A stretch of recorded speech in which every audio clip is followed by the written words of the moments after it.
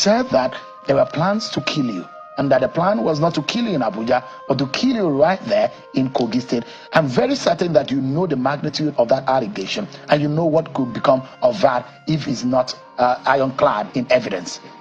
Shem, I'm glad you did affirm that I'm a lawyer. And even if I'm not a lawyer, I'm a sane individual.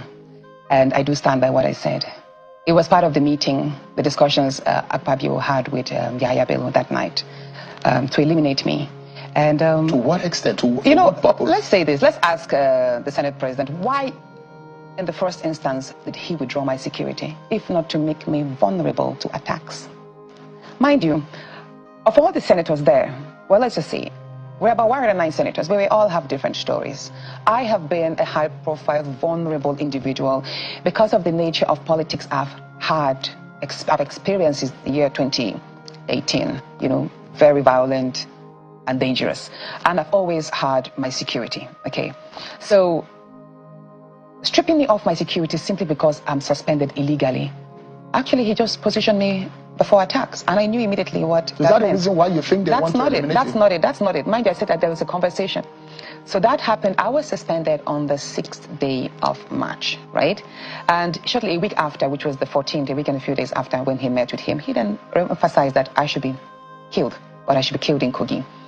And that was one of the reasons why I did not go home on time. I delayed going home because I needed to put some measures on ground. I did write a letter to the Inspector General of Police, and I sent a copy to his WhatsApp. I forwarded the copy to his WhatsApp. He's not responded to that yet. But again, I've spoken on the phone to a number of persons in the security as well. I did notify them. And you see, this is Nigeria. We've had a number of political murders that usually are swept under the carpet, no investigation done. What is important to me is to stay alive, because dead men tell no tales. And God forbid, if I had not come out, and if I don't speak about this, and something happens, and they succeed in their plan, who is going to get justice for me? How can you make such an allegations of a meeting where you were not present? I heard it's just like, okay, how again? Like, I tell you, there were actually three conversations that happened that day. I spoke only about two.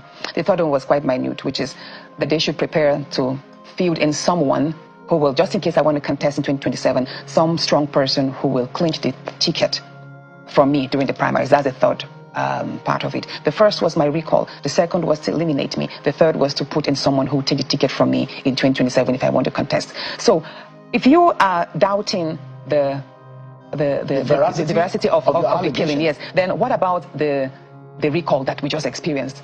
Are you getting my point? Are you able to prove this? That's the point. I mean, anyone can make an allegation, but the issue is, are you able to prove it when it comes to it? Let us get to that bridge. I'm hearing that the Senate President wants to sue me for that. I will tell him to go ahead. We'll meet and we'll cross that bridge. The question I'm trying to ask you is, at what point do you think you may have crossed the line? Because what the government says you should not do is political gathering.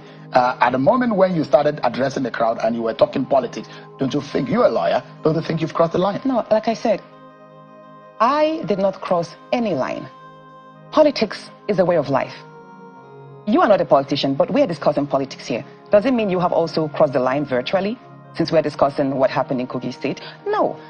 As a politician, even if I wasn't a politician, the atmosphere was tense because of the political situations around. And it was like, believe me, even if it wasn't in my home, at every gathering, marketplaces, religious homes, schools, that discussion, Natasha's recall since Natasha's suspension, was a burning topic in every home. So, I mean, there was no law broken, and I don't think the state governor has the right to dictate what I speak and how I communicate to my people and determine the nature of our conversations. For a moment, I'm not sure you have any grievance or any issues with Governor Dodo. I think both of you are cool, isn't it?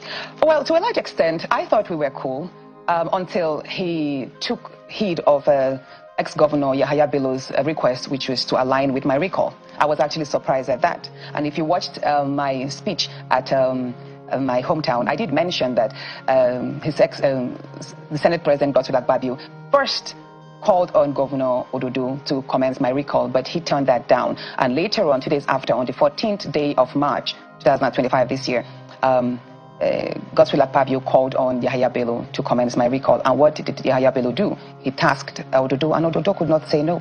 So he went on. The petitions, the primary petitioners, the 14 of them that submitted the first cover letter, were all signed by special advisors to Ododo himself. So they were all APCs. You think you're inferring that the governor may have had a hand in your recall? Has a hand. He gave approval. They're all his staff. All of them. Governor Dodo is the APC leader in the state.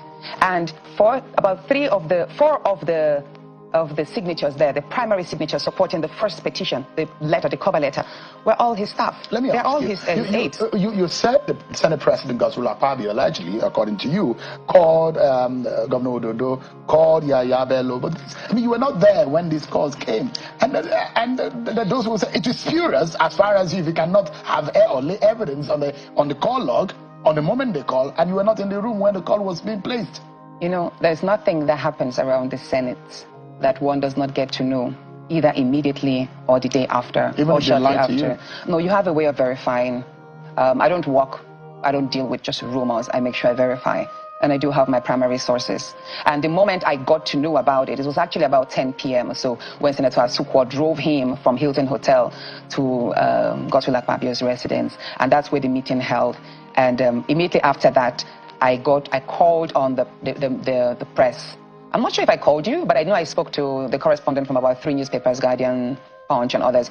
And I told her, even Premium Times, I think, and I was like, look, this is it. There's a plan to recall me. Why don't you put it out there? And they asked, where is the evidence? Of course, I didn't have any evidence, but it did happen. So shortly after, when the process started, they called on me. I said, oh, Senator Natasha, you actually told us. I was like, I did tell you. I wanted you to blow it up, because one thing about Nigeria is sometimes when you put out information and preempt them, they get to pull back. But again, the danger there is they could sue the media houses. Like, it will almost amount to hearsay or rumor that they went ahead to publish. So I do respect the publishing homes for not going out with that story, because it could have been dangerous, you know, and counterproductive to their image. But I tell you, everything I speak about, I'm a lawyer, I'm a senator, and I understand how Nigeria works. And for me, the most important thing is this recall process has been stalled. And I give kudos and credit to INEC, even though I believe they should have thrown it away from the first on the first go. I think it was void ab initio, because listen to what the gentleman said, that there is no law in the Electoral Act that says that a petition should be discarded just because there is no